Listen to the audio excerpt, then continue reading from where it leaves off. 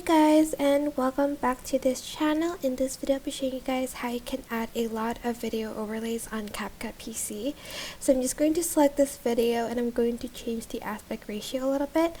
Then after that I'm going to add this video on top of that, and on this one I actually want to use the blend mode right here. Let's choose, I think, linear burn, and I'm going to actually mask it and split it like right about here and kind of mesh it a little bit by using the feather button here.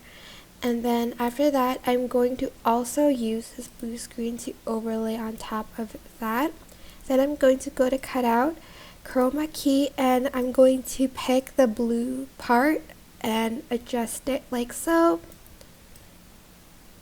And then you can even add more overlays, but the maximum overlays I think 6.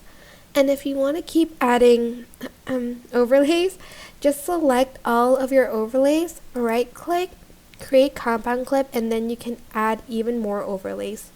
But if you do add in effects like these, you won't be able to kind of like show them. So